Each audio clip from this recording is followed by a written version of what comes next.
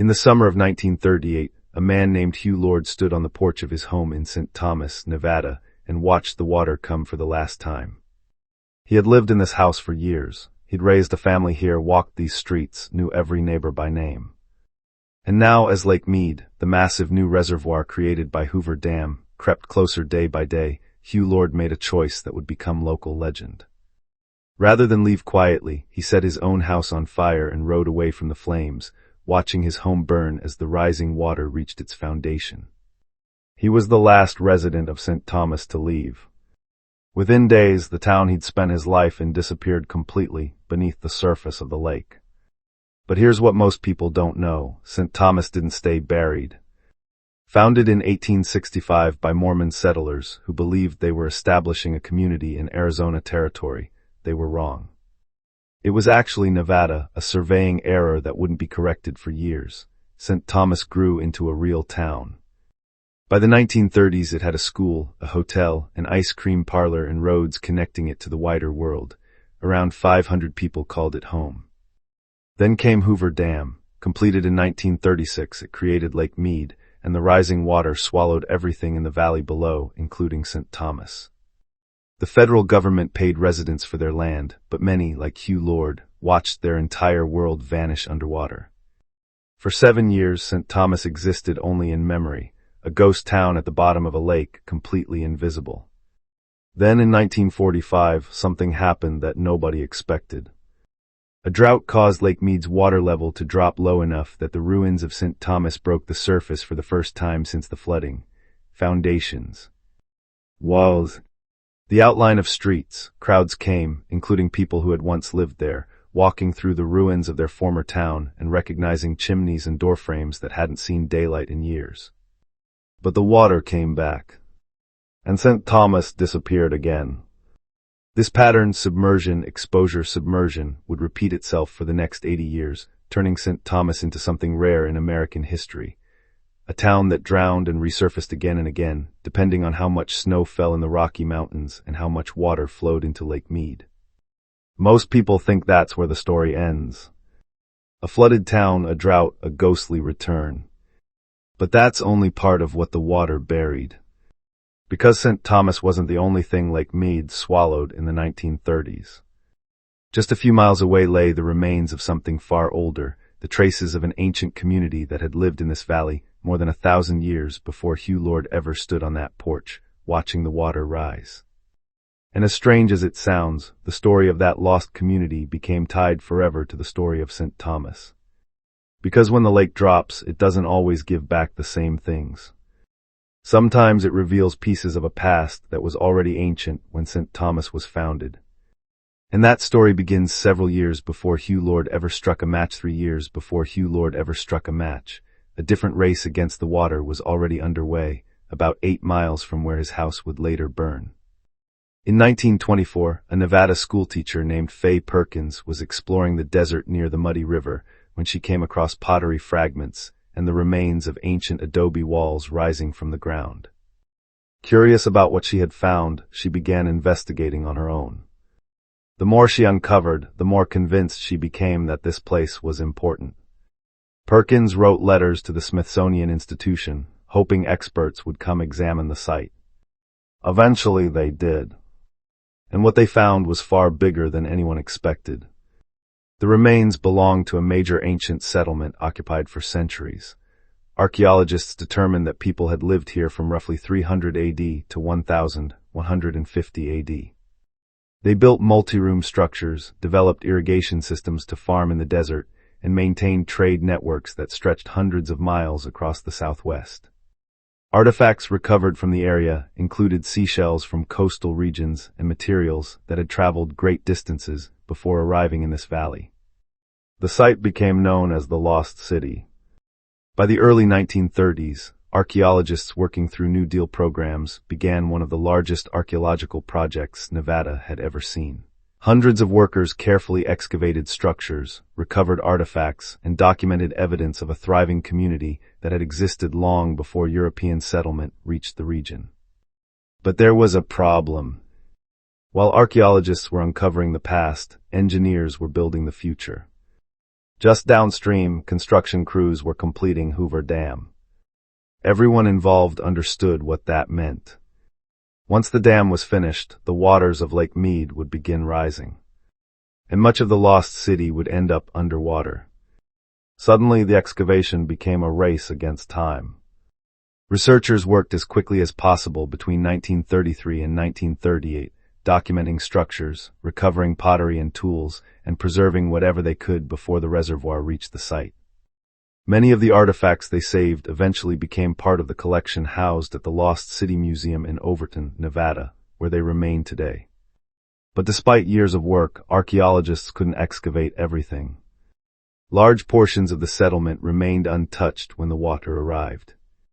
Entire sections of the site disappeared beneath Lake Mead before researchers had the opportunity to fully study them. What was left behind wasn't necessarily less important. It was simply unreachable. And that reality created a strange connection between the lost city and St. Thomas. Both communities were swallowed by the same lake. One was a farming town from the early 20th century. The other was an ancient settlement that had already been abandoned for centuries. Yet both vanished beneath the rising water within just a few years of each other.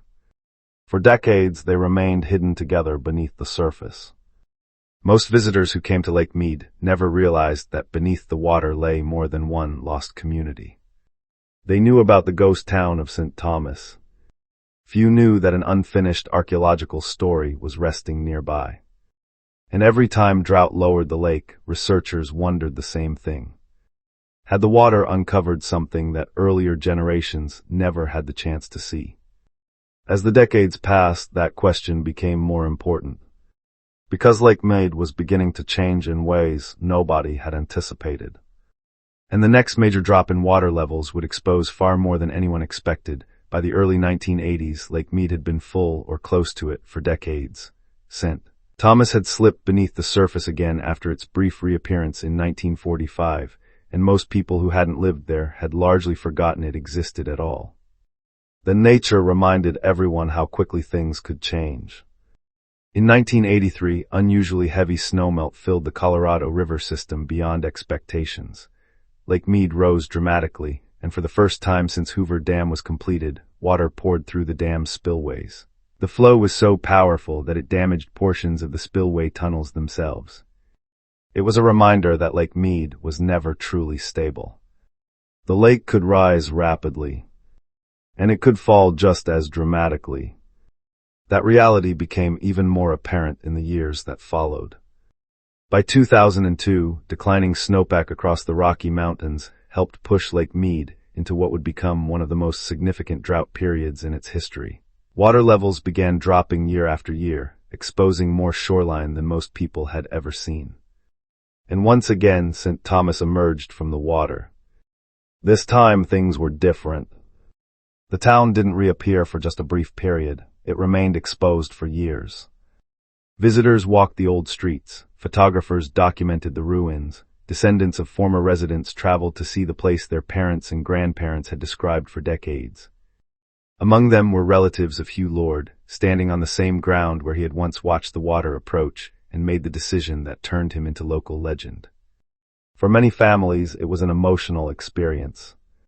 The town wasn't just history. It was memory. As visitor numbers increased, the National Park Service began documenting the exposed landscape more thoroughly. Foundations, roads, building remains, and other features were carefully recorded and compared with historical maps. Most of what appeared matched exactly what researchers expected to find. But not everything. In areas beyond the better-known portions of St. Thomas, observers occasionally noticed stonework and structural remains that didn't fit neatly into the town's recorded layout. That wasn't necessarily surprising. The shoreline around St. Thomas sits within a region containing layers of human history stretching back centuries before the town itself existed. Archaeologists had long known that the broader valley contained evidence of ancient settlements, travel routes, agricultural activity, and communities that predated the arrival of Mormon settlers by hundreds of years. As more ground remained exposed year after year, researchers became increasingly interested in what these newly visible areas might reveal. The possibility was exciting, not because anyone expected a dramatic treasure-filled discovery, but because long periods of low water created opportunities that earlier generations never had. The archaeologists who raced against Lake Mead in the 1930s worked under enormous pressure. They knew the water was coming and had only a limited amount of time to save what they could.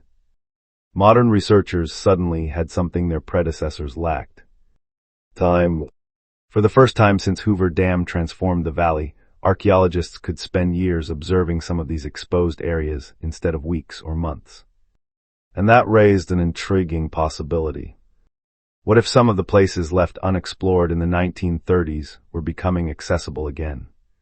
What if parts of the story Faye Perkins helped uncover nearly a century earlier were finally reappearing? As drought conditions continued and the shoreline remained exposed, researchers began taking a closer look. What they learned added new pieces to a story that many people thought had already been told. With portions of the shoreline remaining exposed for years, archaeologists finally had opportunities that earlier generations could only have imagined. Researchers from museums, universities, and government agencies continued studying the landscape around St. Thomas and the nearby Lost City region, comparing newly visible features with records created during the original excavations of the 1930s. In some locations, previously submerged remains appeared consistent with the broader archaeological history of the valley. While many of these features required careful study before any conclusions could be reached, they reinforced something researchers had suspected for decades. The story of this area was larger than any single settlement. St. Thomas was only one chapter. The Lost City was another. And both were part of a much longer history of human activity in the valley. As investigations continued, archaeologists gained a better understanding of how communities had adapted to life in this harsh desert environment over hundreds and even thousands of years. Evidence from earlier excavations showed that ancient residents developed irrigation systems, established trade connections, and built communities capable of surviving in conditions that many outsiders would have considered impossible. Those discoveries helped place St. Thomas into a broader historical context. Although separated by centuries, both the ancient inhabitants of the Lost City and the settlers of St. Thomas faced similar challenges. They relied on the valley's water sources, adapted to the desert climate, and built communities in a landscape that could be both generous and unforgiving. The difference was that one community disappeared long before written records existed, while the other vanished within living memory. As researchers pieced together information from old excavation records, museum collections, and newly exposed sites, they were reminded of something important. The work begun in the 1920s and 1930s was never truly finished. Many areas flooded by Lake Mead had only been partially studied before the reservoir filled. Some locations had never been examined at all. Every major drought created a new opportunity to revisit questions that earlier archaeologists simply didn't have time to answer. But access to those places was never guaranteed. The same water that revealed them could erase them again. A site visible one summer might disappear beneath the lake the next. That uncertainty shaped every investigation. Researchers often had to document quickly, collect as much information as possible, and prepare for the possibility that years might pass before the same location became accessible again. In many ways, Lake Mead had become an unexpected partner in the research process. When water levels rose, archaeologists analyzed records, studied artifacts, and reviewed previous findings. When water levels fell, they returned to the field and continued the search. Over time, a clearer picture emerged. The valley wasn't defined by a single discovery or a single lost town. It was defined by layers. Ancient communities, later indigenous groups, pioneer settlements, and modern researchers were all connected through the same landscape. And every time the shoreline shifted, another small piece of that story surfaced. What fascinated researchers most wasn't necessarily what had already been found. It was what remained unexplored. Because despite nearly a century of investigation, large portions of the valley's history still remain hidden beneath Lake Mead. Waiting, just as they have for decades. And as water levels continued to fluctuate in the years that followed, attention increasingly turned toward a simple but important question. How much of the story is still down there, waiting for the next time the lake retreats? That question has become one of the most fascinating aspects of Lake Mead's history.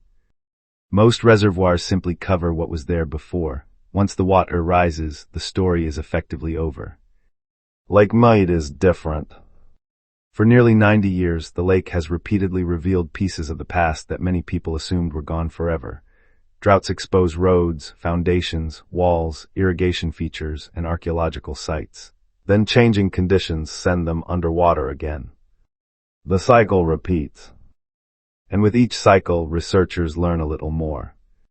One reason the area continues to attract attention is because the Mopa Valley has been important to human communities for an extraordinarily long time, long before St. Thomas existed, long before the Lost City flourished. People were moving through this landscape, using its water sources and adapting to its challenges. Archaeological evidence from the broader region shows human activity stretching back thousands of years. That means every new exposure carries potential significance.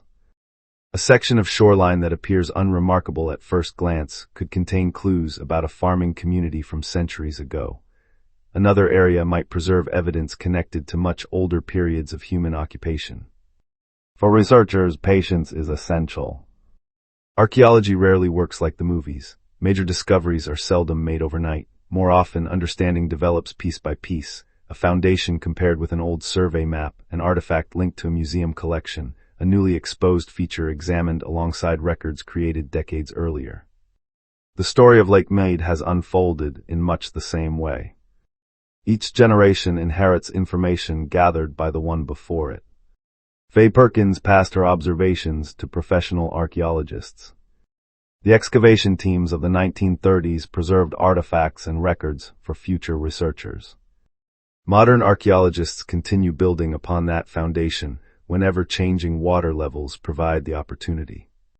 At the same time, indigenous communities have contributed perspectives that extend beyond written records. For generations, native peoples maintained knowledge of this landscape through oral history, preserving connections to places that archaeologists would only begin studying much later. Today, cooperation between researchers, museums, government agencies, and tribal communities has become an increasingly important part of understanding the valley's past. Each group brings different knowledge, and together they help create a fuller picture of what this landscape has meant to the people who lived here. Yet despite all the work that has been done, many questions remain unanswered.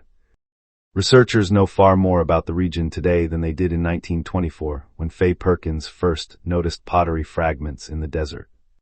But they also know how much remains unknown. Some locations have never been thoroughly examined. Others remain inaccessible beneath the water. And some questions may require decades of future research before reliable answers emerge. That's part of what makes this story so compelling. It isn't a mystery because nobody has investigated it. It's a mystery because people have been investigating it for nearly a century and are still finding new pieces of the puzzle. Every drought creates another opportunity. Every rise in water pauses the search. And somewhere beneath the surface of Lake Mead, there are still chapters of this story that haven't been read yet. By the mid-2020s, researchers had begun looking at Lake Mead differently than the people who first watched it fill. In the 1930s, the rising reservoir felt like a deadline. Archaeologists rushed to save what they could before the water arrived. Residents of St. Thomas packed their belongings and left homes that their families had built over generations. For many people, it seemed as though the lake was bringing an ending. Today, there's a broader understanding that the story didn't end when the water rose. It simply changed. The lake has become part of the history of the valley itself. Its constant fluctuations have created a unique situation where the past occasionally returns to view, allowing each generation to learn something new from the same landscape. Researchers now recognize that long-term observation may be just as important as any single excavation. Some years provide access to locations that remain hidden during wetter periods. Other years offer opportunities to compare newly exposed features with records gathered decades earlier. Information accumulates slowly, but over time it builds a more complete picture of the valley's past. This approach requires patience. No one can predict exactly what future droughts or wet years will reveal. Water levels are influenced by snowfall, climate conditions, river flows, and the needs of millions of people who depend on the Colorado River system. The shoreline changes accordingly. What is visible today may be underwater tomorrow. What remains hidden now may emerge years from now. For archaeologists, historians, and tribal communities connected to this region, that uncertainty has become part of the process. Instead of viewing each exposure as a final opportunity, many now see it as one chapter in a much longer effort to understand the valley. The goal is no longer simply to race against the water. The goal is to learn from its rhythm. When the lake falls, researchers document what becomes visible. When it rises, they study the information they've gathered and prepare for the next opportunity. In many ways, that rhythm mirrors the history of the valley itself. Communities have come and gone here for centuries. Some left behind buildings, others left artifacts, stories, and traditions. Each generation added another layer to the landscape before eventually becoming part of its history. The remains of those generations still exist. Some are displayed in museums. Some survive in written records. Some live on through family stories and oral traditions. And some remain hidden beneath the waters of Lake Mead, waiting for the next shift in the shoreline. That possibility continues to draw people back. Not because they expect to solve every mystery, but because every glimpse of the past helps connect the present to the people who came before. And nowhere is that connection more visible than in the story of St. Thomas, a town that disappeared, returned, disappeared again, and somehow became a gateway to a much deeper history than anyone first imagined. Today, the story is still unfinished. It's worth stepping back for a moment and looking at everything that happened in this valley. It began with people whose names have been lost to history, building lives along the waterways of the Mopa Valley centuries before recorded history reached this part of the American Southwest. Generations came and went. Communities grew, adapted, and left their mark on the landscape. Centuries later, settlers arrived and established St. Thomas, building homes, businesses, schools, and farms in a place they believed would be their future. For decades it was. Then came Hoover Dam. The project transformed the American West, provided water and electricity to millions, and created Lake Mead, a reservoir so large that it erased entire communities from the map. Among them was St. Thomas. In the summer of 1938, Hugh Lord stood on his porch and watched that transformation happen in real time. Rather than quietly abandon the home where he'd built his life, he chose one final act that people would remember for generations. He set his house on fire and rode away as the rising water approached. Within days, his town was gone. At the time, many believed the story ended there. But the water never stayed still. Again and again, Lake Mead dropped low enough to reveal pieces of what it had buried. Roads emerged, foundations reappeared, visitors walked streets that hadn't been seen in decades. Families returned to places they thought they would never see again. And with every major drought, another truth became clear. St. Thomas was only one layer of the story. Beneath the memory of the town lay traces of older communities. Beneath those communities were signs of even earlier human activity. The deeper researchers looked, the longer the timeline became. What makes this valley remarkable isn't a single discovery. It's the way so many different chapters of human history overlap in the same place. Ancient settlements, indigenous traditions, pioneer communities, modern archaeological research, all connected by the same stretch of land and the same body of water. Nearly a century ago, archaeologists racing against the rising reservoir believed they were documenting the final moments of a disappearing world. Instead, they preserved the beginning of a story that future generations would continue exploring. Faye Perkins couldn't have known where her discovery would lead when she first noticed pottery fragments in the desert in 1924. Hugh Lord couldn't have known that his flooded town would someday draw visitors from around the world. And the people who lived in this valley centuries before either of them could never have imagined that traces of their lives would still be studied hundreds of years later. Yet here we are. The lake rises. The lake falls. History disappears. History returns. And somewhere beneath the surface of Lake Mead, there are still stories waiting for the next drought, the next survey, and the next generation willing to look a little closer. If this story stayed with you, you know what to do. Thanks for spending this time with Forgotten Echoes. And until next time, remember this. Sometimes the most fascinating places aren't the ones we've discovered. They're the ones we've already found but haven't fully understood yet.